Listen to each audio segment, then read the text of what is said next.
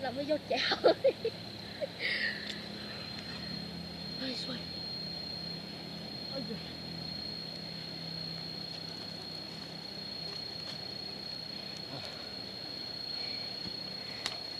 Rồi con đi.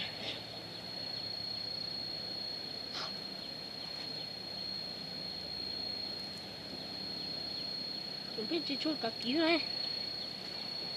Ok. Wow, đúng rồi. Lúc này em giờ nó qua em giờ nó cũng được. Đúng một từ ký à.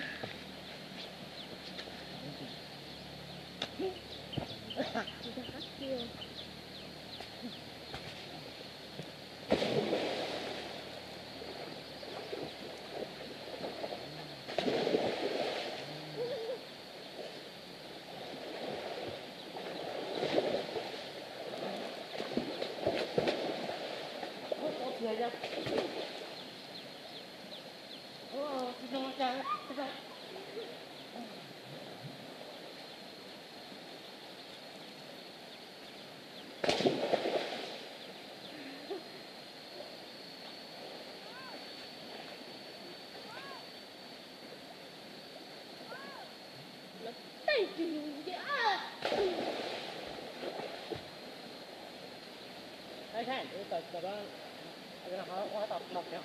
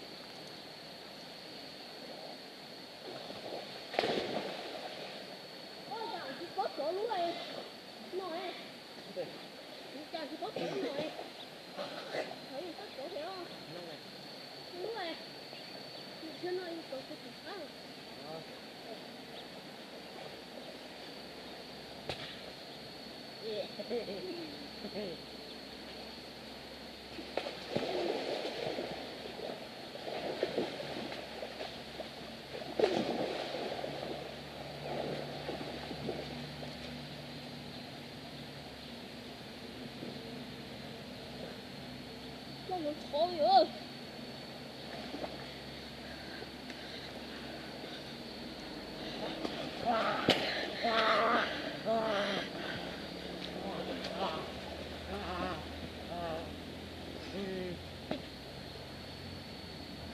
Con chế liều.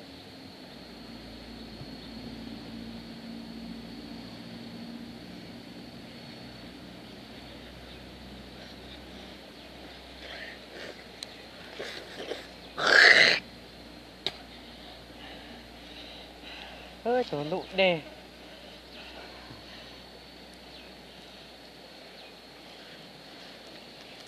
Nó lọ tay. Sao sao?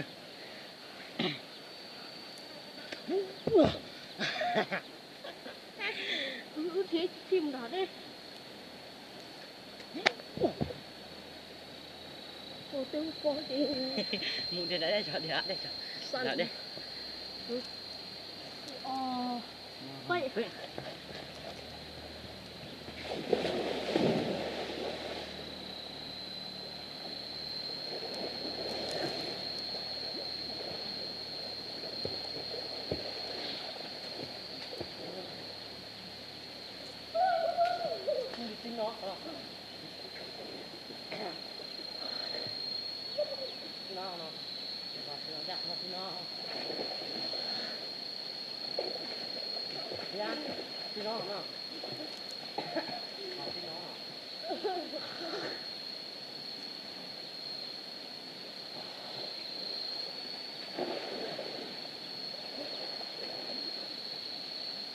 Thế rằng nó cái tất cả cái này.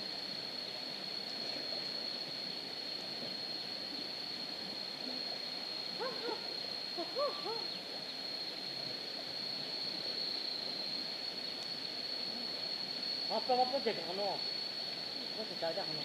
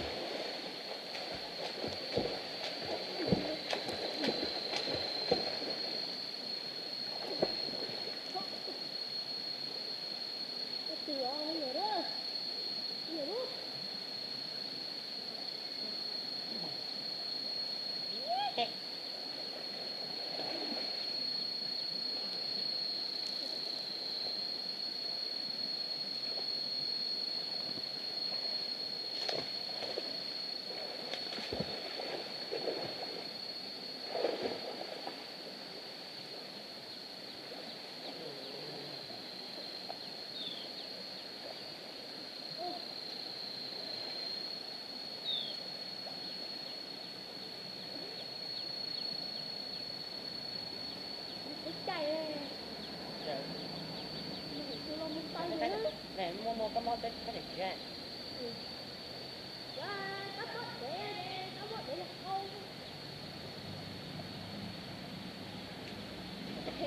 Thể thuê ở những tranh chay là hết tao nó nhục ly Tại gì nó mua à? Nó phải làm tết cho nên mua à, nó phải cho nên để ăn cho nên cho nên này cái đó. Để ta bao nhiêu cho tao không nhớ mà trong số ấy. Ta bao nhiêu là tao không nhớ được mà. Vì bao nhiêu tao không nhớ được. Vì sao mà ai nhớ tao không nhớ mà.